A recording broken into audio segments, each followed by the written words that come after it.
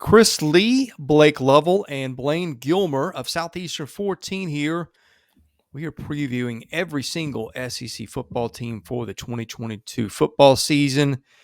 Today, we get to the Tennessee Volunteers, a team that is a popular pick for second place in the SEC East. Fans on Rocky Top are excited, I think deservedly so. And Blake, I know you have been particularly very high on the Vols this offseason. Yeah, that will make one fan base happy, not make the other 13 happy probably. But yeah, I think it's, I think when you look at what Josh Heupel accomplished last year, which, sure, it's not what the ultimate goal is for Tennessee fans. I just think you could see a lot of positive steps in the right direction. And, when you look at especially what they accomplished on offense, I think it's clear. I mean, it's like, okay, well, how's this going to work? Tennessee, is he going to be able to make it work? Well, he made it work right away. And now he's got his quarterback. He's got a really good receiver, as we know.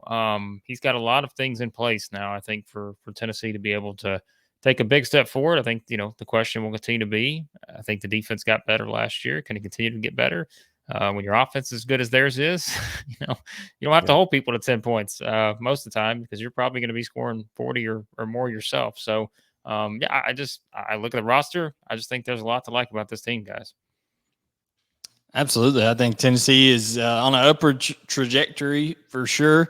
I saw them in person last year. I was covering the Georgia-Tennessee game, and one thing you just notice when you're on field level and you saw some of those receivers that Tennessee had last year. I mean, like Velus Jones is in the NFL now, but him and Cedric Tillman, I mean, these are guys that are just long. I mean, they're long, they're very tall, they're matchup problems on the outside. And Josh Heupel, Chris, he's going to create those matchups with his tempo alone. Yeah, well, he creates a lot of things with that offense. I mean, some would say you could stop the Vols offense by maybe faking injury. Not that anybody would do that, but Nobody. no, never. But seriously, one thing that kind of strikes me. I mean, you talked about all those weapons. This team's deep. I mean, I know Joe Milton was a little bit of a punching bag after Hendon Hooker took over a year ago, but it's nice to have an experienced quarterback as a backup in case Hooker gets banged up for a series or two, or God forbid more. They added a running back transfer from Clemson. Literally, I think today as we're doing this, they've already got Jabari Small in a pretty what was already a pretty good and deep room. They recruited well at receiver, and they've already got a couple of established targets. I mean, offensively, I love what they have. I love the way they play. And I think they've got some an offensive line too. I mean, 4 starters back. It's a group that you look across the board, that depth chart, it seems to be senior and junior everywhere. I just think those are a lot of recipes for offensive success. Not that anybody was doubting that, but I think there's a little insurance there is a good way to put it, maybe. Yeah, no, I mean, I agree. I think again, I mean, you look at, we all love to kind of look at the data going into the season, look at the projections and all that, and we talk about specifically what they could accomplish. I think scoring points.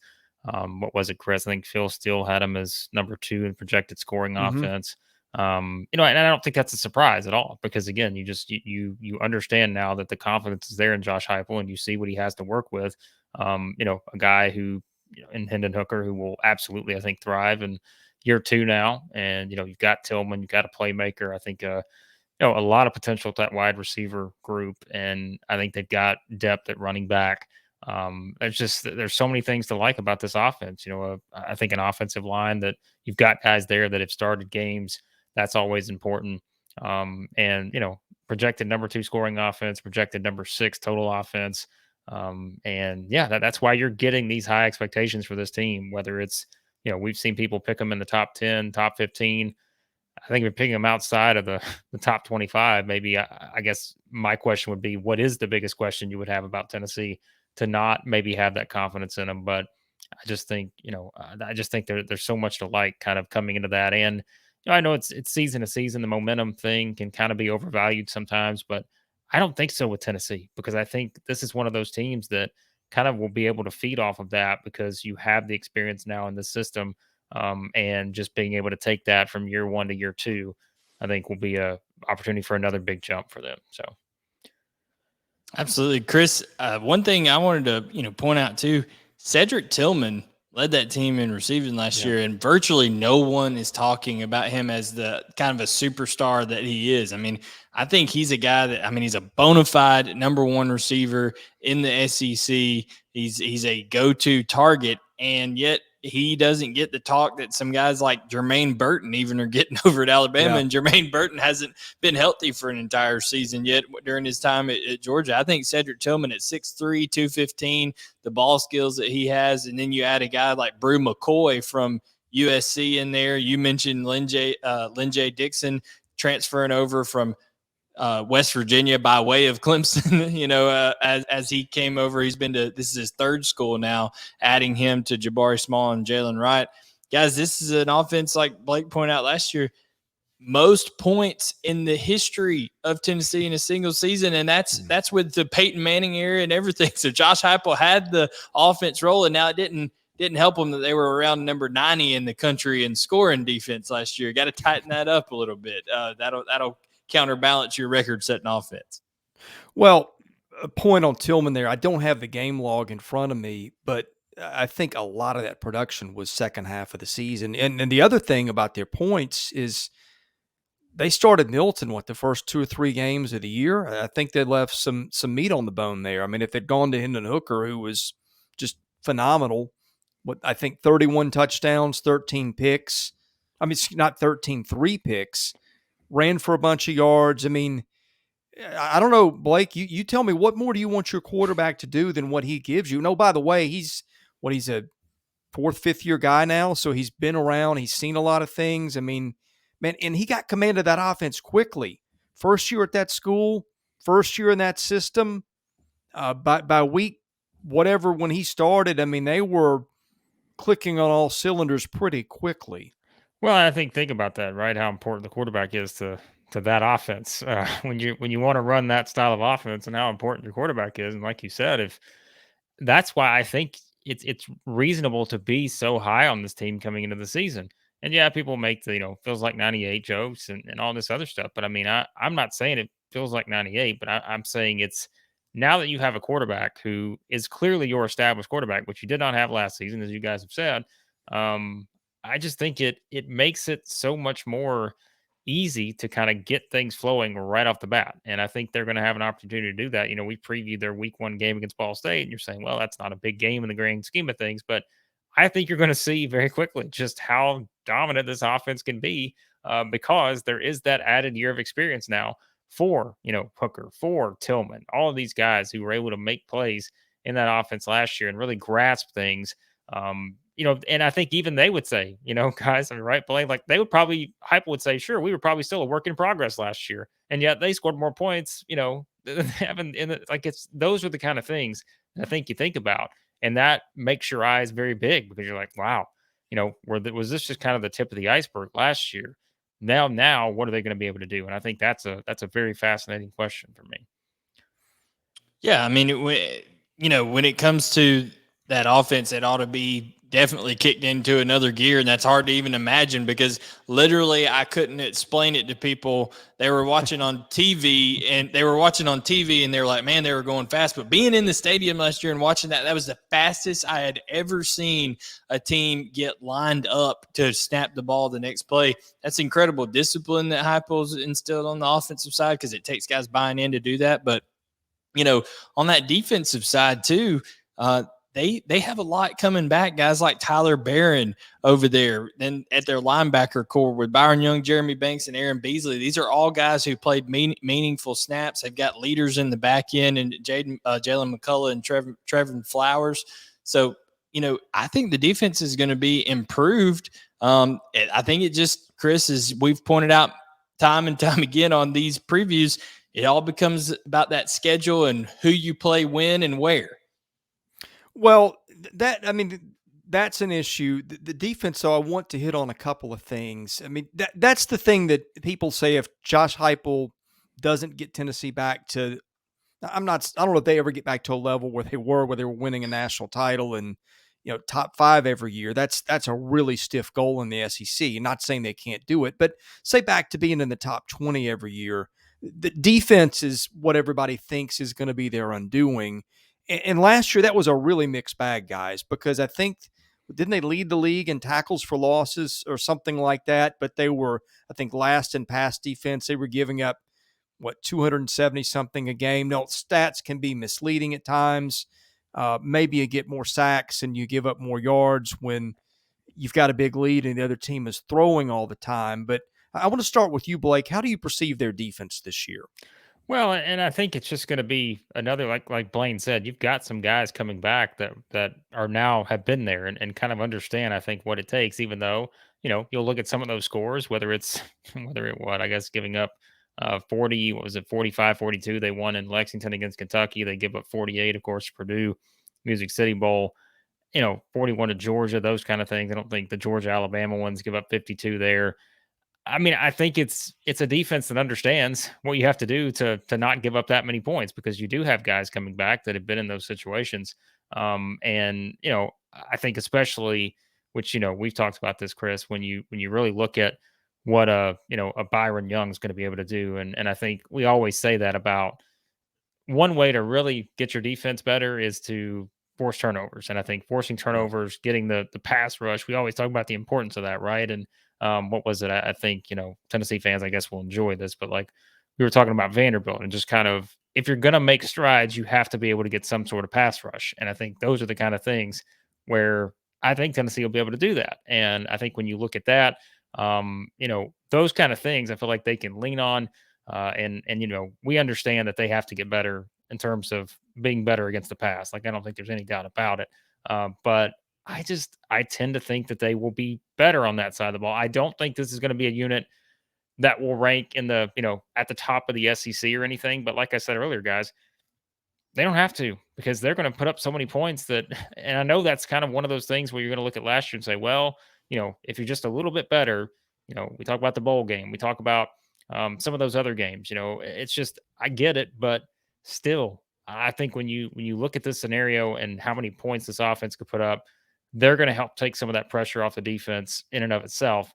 It's just a matter of, again, how much progress do they make defensively? I think there's potential to make a significant amount of progress, but like I said, I don't mean that to say that they're going to be perfect, because I think that'd be maybe unrealistic, just in terms of trying to look at it from that standpoint. So, well, to your point, Blake, people have to understand that by nature, this Tennessee defense is going to give up some points, because if you have, as fast as you play, if you were to have a 3 and out, I mean, you're talking about being back on the field in 35 seconds of game. Not a lot of time. rest on this defense. Yeah.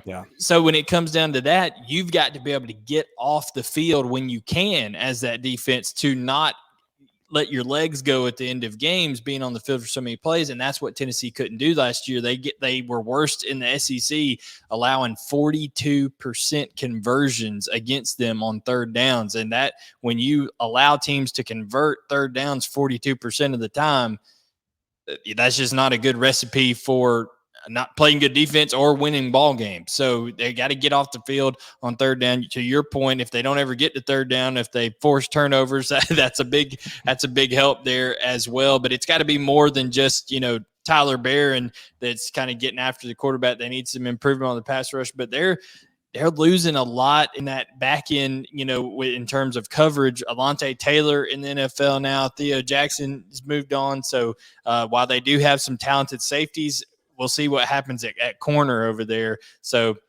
got some transfer help coming in over there with Andre Turrentine. So, we'll see. We'll see how it all turns out. But, Chris, you got to get off the field on third down, I think, is the main point for Tennessee. Yeah, I'm glad you mentioned that, because I've meant to get to that earlier and did not. But one other little loose end before I talk about the schedule for a minute, because I think their schedule is fascinating in a lot of ways. We don't talk about special teams a lot, but they've got stability there. They return solid punter, solid kicker. They've also got, no surprise, skill position guys like to play in an offense like Josh Heupel's.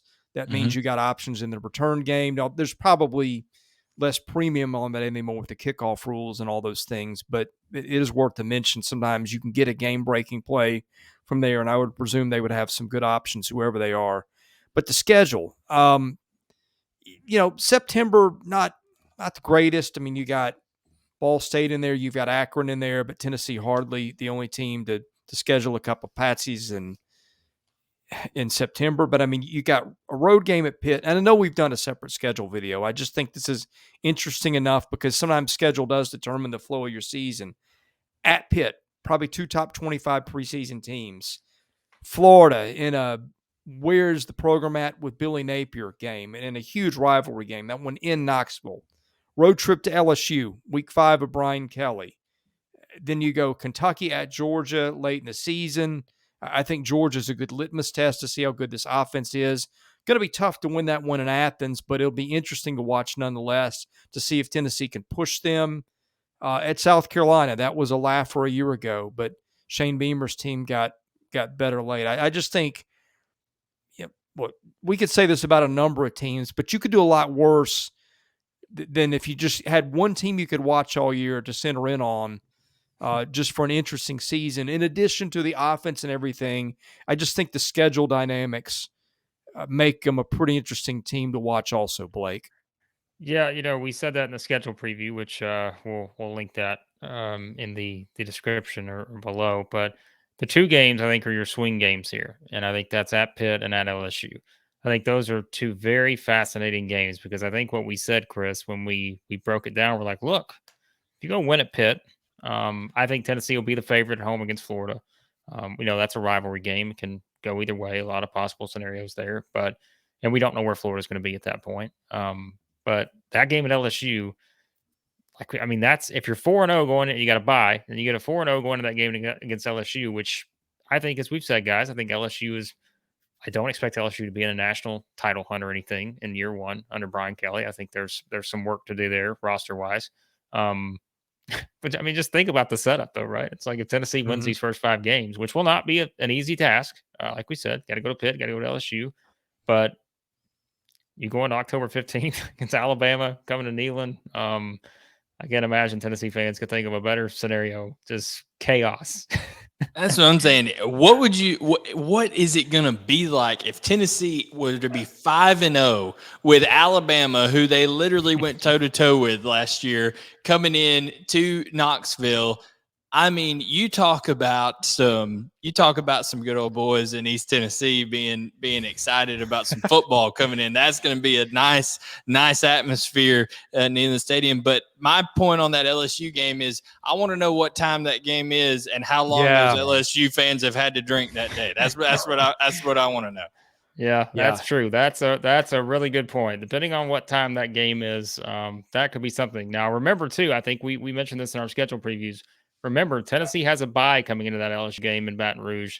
LSU on the road against Auburn the week before. So that will be kind of a luxury for Tennessee, perhaps, to have that week off while LSU's got to play a rivalry game on the road. So I don't know. We'll see, guys. I think that's my biggest question is, we said Alabama A&M could be the biggest game of the college football season, but if Tennessee walks into the Neyland Stadium 5-0 and Alabama's 5-0 or 6-0 on October 15th, you might want to circle that one as the most entertaining game, perhaps. You just took the words right out of my mouth. I was going to say the exact thing.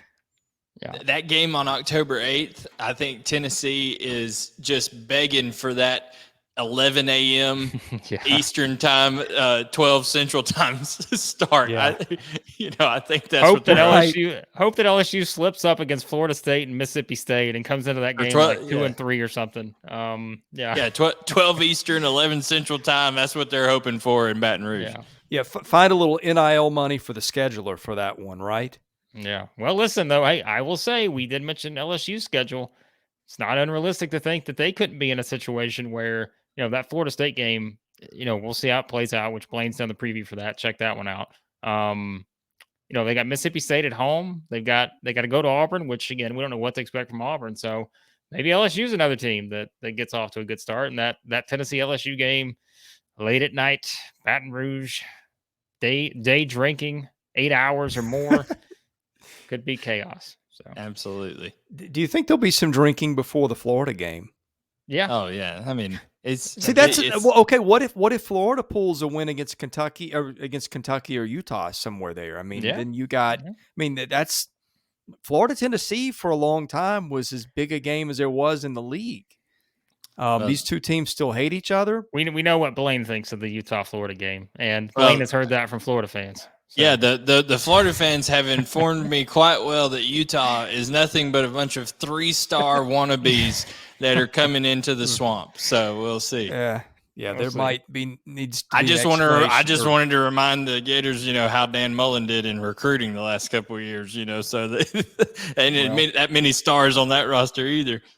There might need to be an expectations check there, right? I think you'll get positive feedback on this video in the comments about your take on Florida. Right. Maybe not others, but this one I think you'll get a lot of positive opinions. So Utah is a preseason top 5 team by a lot of people.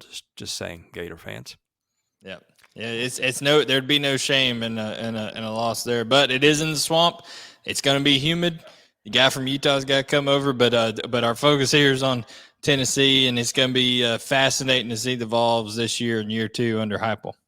Yeah, well, we are previewing every SEC team. We are, I think, 3 or 4 in at this point. So if we have not gotten to your team, we will. Thanks for watching. Hit that subscribe button so you don't miss anything, and thank you for watching.